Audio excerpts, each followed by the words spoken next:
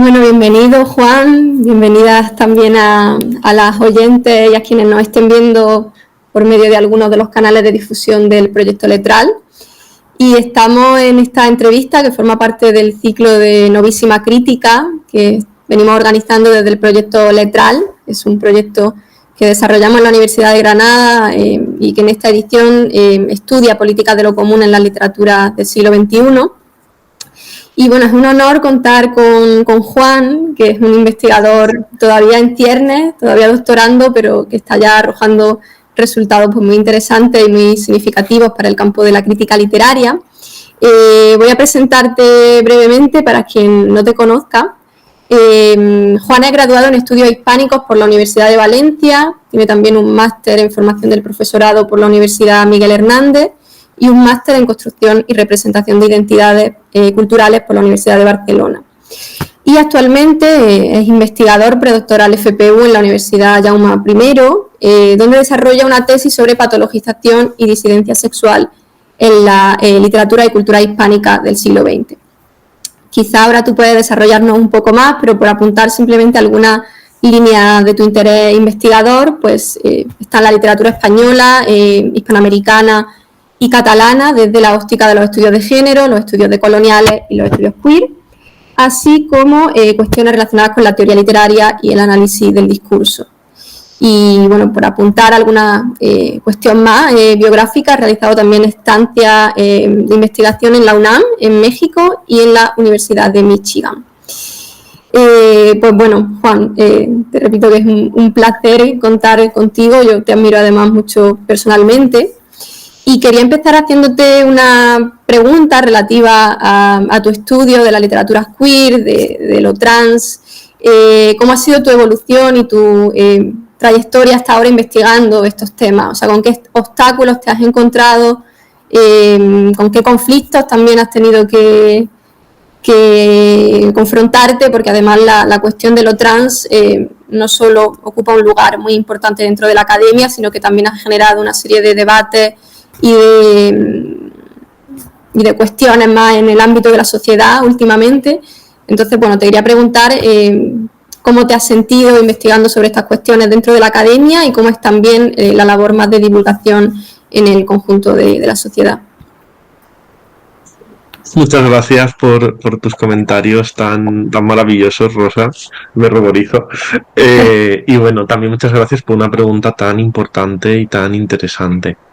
Yo la verdad es que considero que he tenido mucha suerte y que no he tenido grandes problemas por investigar lo que investigo, al menos de momento. También es verdad que la suerte es de quien la busca, ¿no? Entonces, en ese sentido, nunca he explorado territorios que previamente imaginaba que iban a ser hostiles, ¿no? Y esto parte desde saber con qué profesores trabajar, o a qué congresos asistir, o en qué revistas intentar publicar. Claro, esto te pone una tesitura de que yo digo que no he tenido obstáculos, pero a lo mejor si hubiera intentado entrar en determinados espacios que sabía previamente que iban a ser hostiles, sí que me los hubiera encontrado, ¿no? Y bueno, pues por poner un ejemplo, hay determinadas revistas muy bien indexadas que ni se me ocurriría enviar una aportación, ¿no? Quizá lo hiciera y funcionara y fuera bien, pero también he escuchado muchas malas experiencias, ¿no? De compañeros, y es un mal trago que digamos me he ahorrado. En ese sentido, creo que cualquier investigador o investigadora que decida trabajar estos temas tiene que tener esta cuestión previamente muy interiorizada, ¿no? Y muy asimilada. Por suerte, yo creo que a estas alturas de 2024 cada vez somos más, cada vez hay más investigaciones relacionadas con el tema, también desde la perspectiva crítica, porque al final no olvidemos que los estudios de género, los estudios queer, son toda una línea crítica, ¿no? Y creo que esto nos facilita mucho el asunto para decidir con qué profesores trabajar, con qué profesores, por ejemplo, irte de estancia, o incluso ya tenemos revistas de esta temática. Hace 2 años la Complutense empezó la revista Estudios LGTBIQ, Comunicación y Cultura. Este año ha empezado Marie Corners, ¿no? Del afamado congreso, que de hecho es un congreso que es un ejemplo de éxito, ¿no? Para investigación en esta temática. Entonces, sin duda, creo que si sabes, digamos, si conoces un poco el campo y el terreno de investigación en España, pues puedes encontrar lugares muy, muy agradables donde habitar y donde existir y donde desarrollar tus investigaciones. Por el campo de lo social, esto quizá es más gracioso, ¿no? Es más como interesante, porque, bueno, a mí siempre que comento mi tema de tesis a personas que igual no están dentro de la academia, siempre no te empiezan a preguntar cosas de, ay, pues todo esto de la ley trans, no sé qué, explícame un poco, porque yo escucho muchas cosas y algunas no me gustan y, ¿no? Como asuntos diferentes que no sé muy bien a quién creer, ¿no? Y te das cuenta un poco de cómo en realidad lo que estás haciendo sí que es aún polémico, ¿no? En determinados aspectos de la sociedad. Yo siempre intento, pues, como dar mi opinión, ¿no? Después de todo lo que he leído, porque creo que es una opinión mínimamente fundada. Pero es verdad que ahí sí que ves un poco, ¿no? Como en realidad sí que hay un aspecto de abrirse camino, ¿no? Y hay un aspecto de estar pese a, ¿no? Estar a existir pese a todo. Y sí, yo creo que en ese sentido la labor de transferencia de las personas que investigamos estos temas es fundamental. Y además es maravilloso poder compartir con el mundo las cosas que hacemos. Sí, absolutamente. Y además se escucha doble, no sé por qué. Ahora, mejor. Sí, estoy muy de acuerdo contigo en lo importante que es también saber encontrar los espacios y también abrirlos. Y un poco hablando de transferencia y hablando de esas comunidades que surgen en torno a la investigación, te quería preguntar también por tu papel en Aleph, ¿no? Que has formado parte de la Junta Directiva, has sido presidente de Aleph, que es la Asociación de Jóvenes Investigadores en Literatura Hispánica, y te quería preguntar cómo crees que eso ha influido o ha condicionado también tu investigación, ¿no? Porque además creo que lo queer tiene mucho que ver con la comunidad y con encontrarse en estos espacios más horizontales. No sé cómo ha influido todo esto en tu pensamiento académico también. Muchas gracias también por la pregunta, Rosa. Me encanta que salga Alex a colación. Alex me ha acompañado por unas determinadas circunstancias desde mis primerísimos pasos, ¿no? Como investigador, porque, bueno, ya en el primer congreso al que yo asistí, que fue el de Alicante de 2018, yo ni siquiera había empezado el máster de investigación, ¿no? Estaba acabando el de secundaria, y ya ahí me di cuenta de el buen rollo que había, ¿no? Como el espacio amigo que era Aleph, y era una situación en la que todo el mundo, después de comunicar yo mis cosas de queer y trans, ¿no? Todo el mundo se acercó, me dijo que lo había entusiasmado, que lo había encantado, me hizo muchos comentarios muy útiles, y ya es un lugar, aunque a primera vista Asociación de Jóvenes Investigadores en Literaturas Hispánicas no tiene nada de LGTB, ni de queer, ni de eh, trans, ni nada que se le parezca, ¿no? Tú ya ves que aún así, ¿no? Como que es un espacio abierto para este tipo de temáticas. Y a mí me atrapó también mucho, como tú bien dices, la comunidad que allá había. Y desde entonces, pues empecé como vocal de comunicación y distribución, estuve en la Junta varios años, finalmente fui presidente. Y bueno, actualmente, aunque ya no soy presidente, sigo muy vinculado, sigo intentando asistir siempre a lo que hacen, sigo como ayudando a la actual Junta cuando me piden consejo. Y después de estos años, yo ya me he dado cuenta de que efectivamente esa intuición que tuve era muy certera y que tener una comunidad académica es fundamental. Estar apoyado, estar acompañado. Es un camino muchas veces muy solitario, muy pesado. Estamos todos siempre muy agobiados, tenemos mil cosas, pero en el momento Aleph siempre es mágico y siempre ves como que no estás solo, que tienes una comunidad detrás, que tienes un apoyo, que tienes unos afectos en los que apoyarte, y yo creo que sin duda es una asociación que en ese sentido cumple una labor fundamental, casi te diría, de salud mental para los doctorandos y doctorandas de literaturas hispánicas.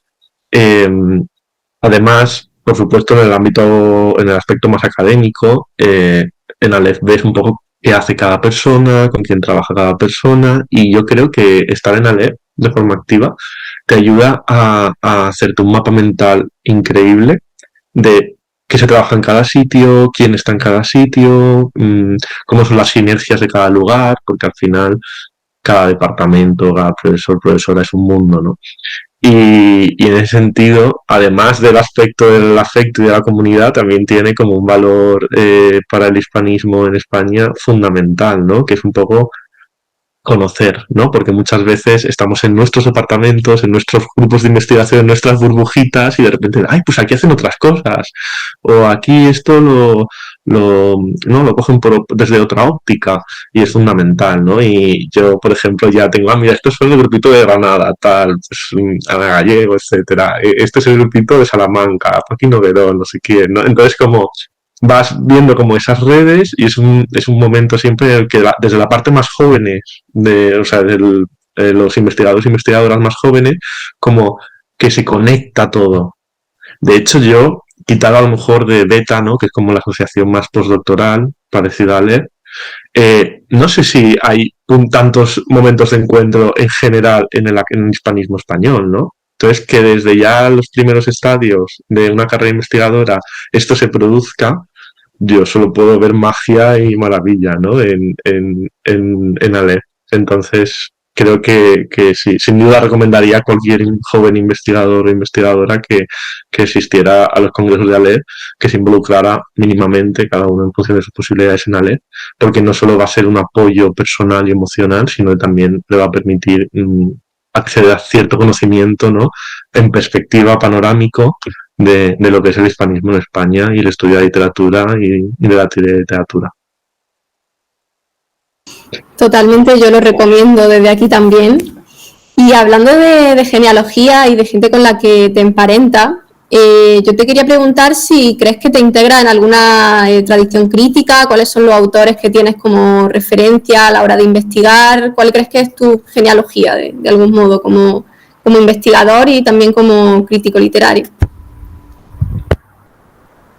Una pregunta muy interesante. Esto está a la altura en la respuesta. La verdad es que he ido cambiando un poco, ¿no? De perspectivas desde que empecé a interesarme por la investigación, pero siempre como he intentado como integrarlas todas. Yo recuerdo que empecé muy interesado por la teoría de literatura y la literatura comparada. Es un campo que aún me interesa muchísimo, de hecho. Pero pronto, como dentro del mundo de la teoría y de la literatura comparada, empecé como a estar muy tentado por los estudios culturales, ¿no? Que muchas veces estaban como al margen, otras veces se integraban más, ¿no? Depende del sitio en el que estés, se entiende como antagónico o complementario, diría. Y bueno, yo ya cuando decidí que quería tirar por ahí, fue cuando me matriculé en el máster de la UE, de Construcció i Representació d'Identitats Culturals, y la verdad es que ahí tuve una formación muy sólida con grandes profesores y profesoras, y yo creo que como a primera vista diría que esta es como mi formación más, donde yo más me ubico, ¿no? Los estudios culturales, que por supuesto incluyen estudios de género y estudios LGTBI queer. Como imaginarán los oyentes y los espectadores, dentro de estudios culturales es un poco la línea en la que más me muevo y de lo que más he leído. Entonces, eh, hay grandísimas autoras de cabecera que podría recomendar. Eh, Desde una Judith Butler, una Eve Kosofsky-Sedgwick y sobre todo Gail Rabin. Yo amo a Gail Rabin. Tuve la oportunidad de conocerla en Michigan, de hecho, que fue un momento increíble en mi trayectoria. Y bueno, la lista es larguísima, ¿no? Incluso cuando te metes un poco más en profundidad, ves autoras que a lo mejor no son tan citadas o tan estudiadas en España, pero que han tenido un impacto increíble. Pienso en Esther Newton con su Mode Camp, cuya traducción en castellano está completamente, a pesar de que se hizo hace 3 o 4 años, está completamente agotada, no se puede encontrar. Pero este estudio, por ejemplo, es un estudio de cabecera para mi tesis doctoral. Por supuesto, recomendaría a cualquier investigador o investigadora joven que además de controlar mínimamente estas como grandes fuentes o estas grandes pensadoras en su campo, también tiene que siempre tener un ojo puesto como en lo que la crítica hace, especialmente la crítica más identificada con el campo en el que está inmerso el investigador o investigadora, en este caso la literatura hispánica. Entonces, por mucho que tú, digamos, controles bien a Gale Rubin, Seth Newton, a Sedgwick, etcétera, siempre tienes que saber cómo se está aplicando, qué se está haciendo, porque nunca vas a ser el único, ni el primero, ni vas a estar abriendo campo, ¿no? Siempre habrá gente detrás que ya está leyendo determinado corpus, por ejemplo, de novelas o de poetas, ¿no? Desde esa perspectiva, y siempre también tienes que tener un ojo en esto, ¿no? Son muchas cosas, el día tiene 24 horas, entonces tienes que organizarte muy bien, pero esto es importantísimo, ¿no? En el ámbito español, yo diría que los grandísimos nombres en mi disciplina son Rafael Mérida, Meri Torras, Ana Gallego también se ha acercado muy interesantemente a esta cuestión, y bueno, una gran lista que podríamos desarrollar, pero que siempre tienes también que tener un ojo puesto en esto, ¿no? En el caso de estudios QI y LGTB siempre pasa que se desarrollaron mucho en los 90 en el ámbito anglosajón, sobre todo aplicados al hispanismo, me refiero. Entonces también hay como ciertas figuras que pienso en un Paul Julian Smith, ¿no? Pienso en un Brad Epps, por ejemplo. Siempre hay como también ciertas figuras, ¿no? Que ya hacían esto en el hispanismo, pero fuera de España hace unos años, que también tenemos que conocer y tenemos que controlar, ¿no? La verdad es que casualmente yo conseguí contrato en la Jaume I en un grupo en el que no estaban especializados en estudios LGTB ni estudios de género, pero sí que tenían una sólida base en el construccionismo social y en análisis del discurso. Y eso también ha sido como un descubrimiento maravilloso para mí, porque de hecho estoy incorporando muchas de esas metodologías a mi trabajo y creo que son súper complementarias. Incluso a veces descubro que han basado los estudios en los que yo he admirado, ¿no? Desde el principio. Así, por ejemplo, recuerdo un día que mi director me dijo, tienes que leer Estigma de Goffman, ¿no? Y yo, vale, esto me parecía sociología súper vieja, no sé qué. Bueno, lo leí, me encantó, me fascinó. Fue un estudio, o sea, es otro estudio de escritura, mi tesis sin duda. Pero de repente, cuando volví a los estudios LGTB o queer, tanto en el ámbito de hispanismo como en general, descubría que casi todo el mundo hablaba de Goffman también, ¿no? Y era una referencia que a mí me había pasado como desapercibida. Puede ser que por no ser explícitamente LGTB, ¿no? Pero que tenía que conocer, ¿no? Y que al final, cuando te acercas a diferentes metodologías o diferentes críticas, ¿no? Siempre puedes aprender algo maravilloso de todas ellas. Entonces, también otro consejo que daría a los jóvenes investigadores e investigadoras es estar muy abiertos siempre a todo, porque nunca sabes qué te va a sorprender, qué te va a descubrir, o incluso qué ha basado investigaciones que tú admiras. Y entonces sí, diría que tienes que tener un ojo puesto en muchísimas fuentes y así lo intento siempre yo para conseguir una investigación, ya no diría lo más certera posible o lo más completa posible, sino que mejor refleje tu pensamiento, ¿no? Y tu modo de entender la crítica. Y bueno, creo y espero que esto se note en los resultados que publicamos, en las conferencias que damos. Yo te quería preguntar también, han mencionado distintas tradiciones de distintos países, de distintas escuelas también geográficas incluso, y te quería preguntar, porque tengo entendido que investiga literatura hispánica, teniendo también muy presente la literatura latinoamericana y desde esta perspectiva pues, un poco más transatlántica. Y te quería preguntar por tu relación con la literatura latinoamericana específicamente, por qué desafíos crees que tienes también a la hora de investigar sobre literatura de Latinoamérica, qué conflictos surgen también, porque nosotros que ejercemos la crítica latinoamericanista desde España tenemos siempre como una serie de debates éticos y políticos. Entonces, bueno, te quería preguntar por cómo te asomas tú a la realidad de la literatura latinoamericana, cómo ha sido también tu proceso de estar en México, de trabajar con investigadores mexicanos, no sé, cuál es tu relación con Latinoamérica. Bueno, yo desde el principio, desde el primero de grado, amé completamente literatura hispanoamericana. De hecho, yo era un alumno con 18 años, claro, ¿no? En primero, que no había leído mucha literatura hispanoamericana y en ese sentido el grado me descubrió un mundo increíble, ¿no? Y de hecho, aunque finalmente he realizado mi tesis de española, siempre me ha interesado. En un principio incluso quería tirar más por ahí, pero finalmente tomé otro camino. Y bueno, yo soy un gran admirador, pero también creo que, como tú bien dices, es muy problemático decir me encanta la literatura hispanoamericana, ¿no? O sea, te encanta la literatura que se hace en miles y miles de kilómetros, en miles de contextos diferentes, que te interesa exactamente, ¿no? Como esta especie de tradición europea importada, o también estás interesado en las literaturas de corte más nativo o indígena, ¿no? Por ejemplo.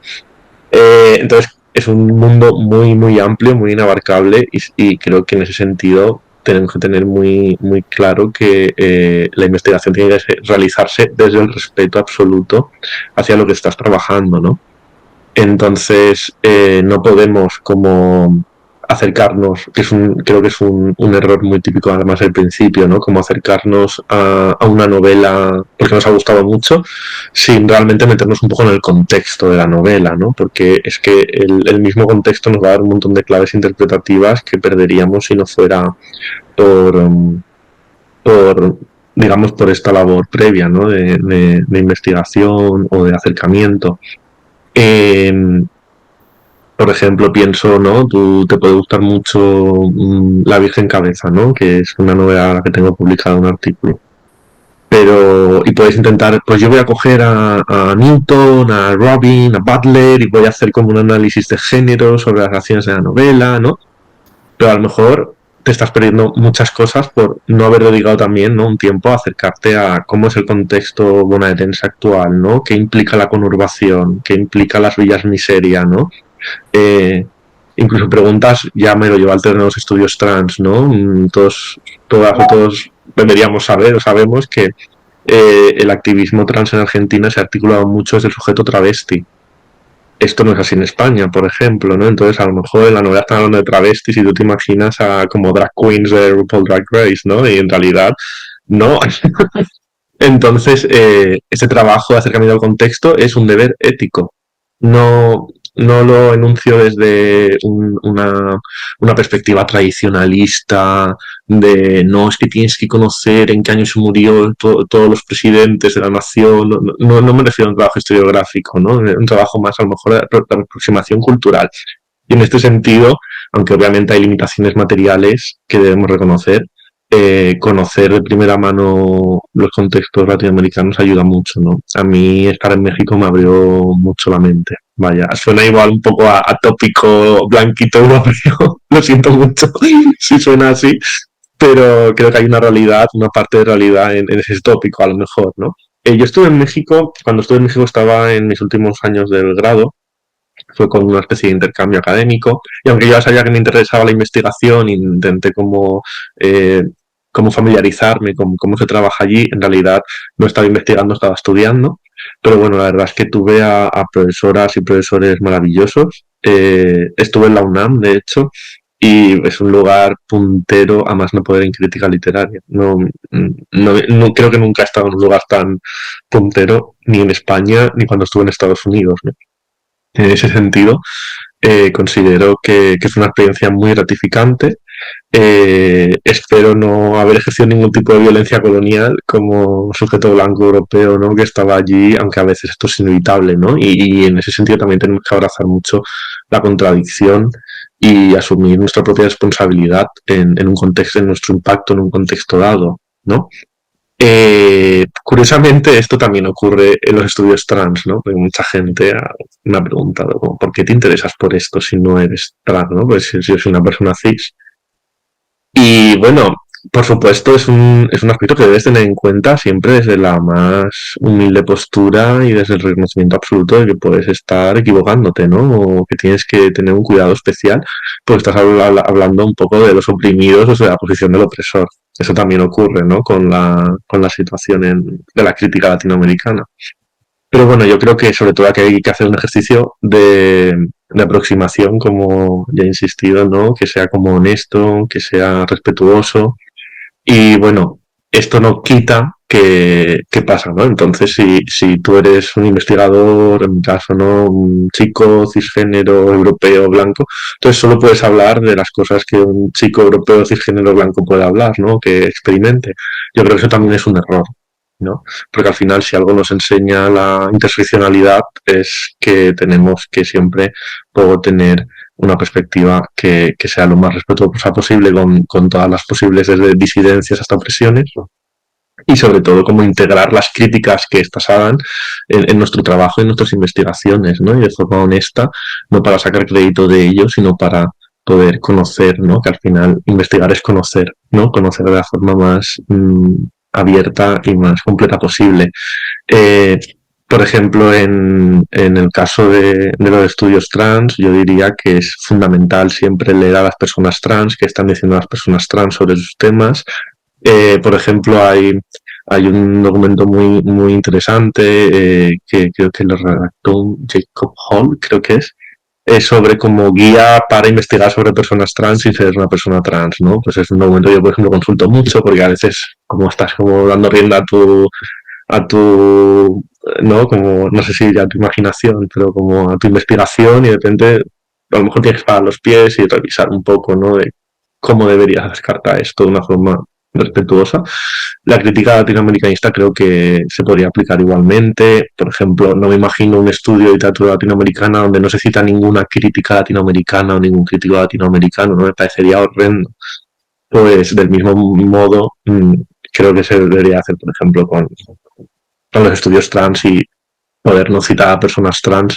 Obviamente podemos no citar a personas trans, pero tenemos que leerlas y tenemos que escucharlas y tenemos que integrar lo que ellas tienen que decir. Entonces sí, yo creo que el acercamiento pasa por escuchar y escuchar de forma crítica, por supuesto, nada, no tiene por qué siempre tener razón o estar de acuerdo con algo que dice una persona interpelada por sus circunstancias, pero bueno, en este sentido hay una noción que es bastante conocida, que es la del como el conocimiento epistémico y la justicia epistémica, ¿no? Y creo que es necesario, ¿no? Situarnos en ese sentido, ¿no? Y saber de dónde nace la episteme, digamos. Entonces, sí, yo creo que esto sería un poco la clave, más bajo mi perspectiva, ¿no? Para acercarnos a estos temas que como sujetos europeos, blancos, ¿no? Podemos estar eh, realizando una violencia que no queremos, ¿no? Siempre. Esto sería todo. Sí, este ciclo de entrevistas, el propósito de tratar de pensar cuál puede ser el papel de la crítica literaria hoy, siendo la crítica además como una actividad, una disciplina a la que se le ha decretado la muerte tantas veces y se le ha pensado ya como algo acabado, como algo desconectado de lo social, como algo que existe solo dentro de pequeños guetos en los departamentos de literatura en las universidades. Pero yo creo que también el valor de estas entrevistas es darnos cuenta de que la crítica literaria está viva, está cambiando todo el tiempo y es verdaderamente muy dinámica. Entonces, aunque has apuntado varias cuestiones en este sentido a lo largo de la entrevista, ya a modo de cierre y con esta pregunta nos despedimos, yo te quería preguntar cuál crees que es el papel del crítico literario, de la crítica literaria hoy. El papel político, el papel ético también, ¿cuál crees que es el rol que juega socialmente o que podría jugar socialmente la crítica literaria hoy?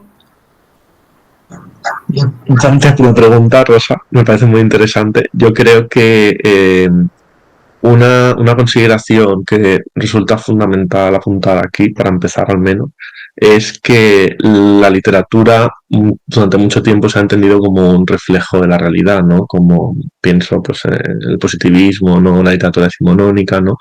Como un reflejo, ¿no? Que tiene que ser como una imitación de la vida. Yo creo que esto es completamente erróneo.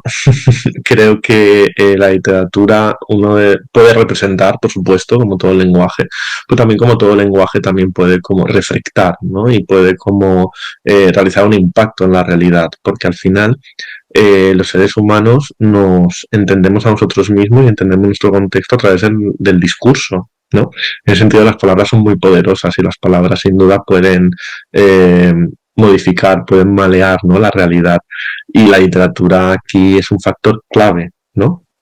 Porque entendiendo unas determinadas formas artísticas literarias, eh, no solo podemos conocer un contexto dado o un fenómeno dado, sino también podemos como ver el impacto que tiene en él, ¿no? Y cómo aquí hay un juego, ¿no? Una especie de tira y afloja entre la representación, ¿no?, y el impacto social que puede tener. Por supuesto, la crítica literaria yo creo que también debería estar muy interesada en las lógicas de mercado, porque vivimos en una sociedad tardocapitalista, es una realidad, todo se mercantiliza, también el arte y por supuesto también la literatura. En ese sentido, creo que están empezando a desarrollarse investigaciones muy punteras en torno a cómo los circuitos literarios funcionan, cómo unas determinadas temáticas pueden ser abrazadas en un momento dado, cómo esto puede estar relacionado con sucesos, ¿no?, de la sociedad. Y creo que en ese sentido también esta línea debería reforzarse, o a mí me gustaría que se reforzara mucho. Yo pienso mucho, por ejemplo, desde obviamente los estudios trans, porque es lo que trabajo en mi tesis, y veo todo este boom, ¿no?, como de autobiografías trans que se está dando ahora, ¿no?, pero que no se dio hace 50 años, a pesar de que en otros contextos sí que sucedía, ¿no? Y que, bueno, todos sabemos que hay una relación muy particular, ¿no?, en la literatura hispánica, la cultura hispánica, con el tema autobiográfico, ¿no?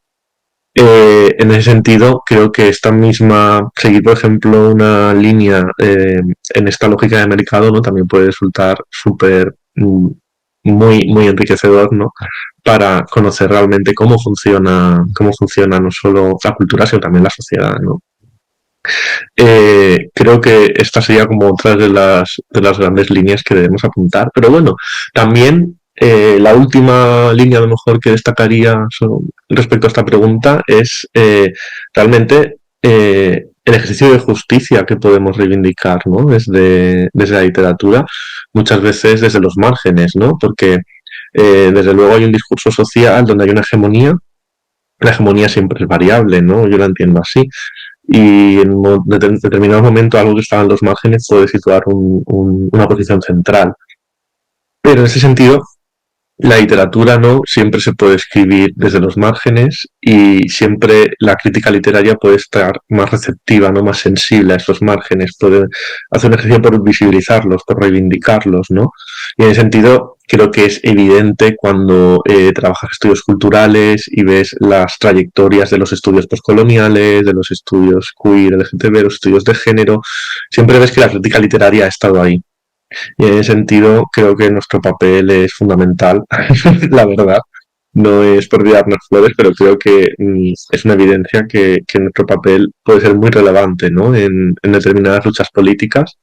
Y como decía antes, aunque no nos interpelen directamente como sujetos, ¿no?, aunque no tengamos ese poder epistémico, ese cierto privilegio epistémico, ¿no?, que decía Miranda Fischer, creo que desde luego toda crítica siempre puede dar su granito de arena para hacer de este mundo un lugar mejor. Yo creo que al final es lo que queremos todos y todas.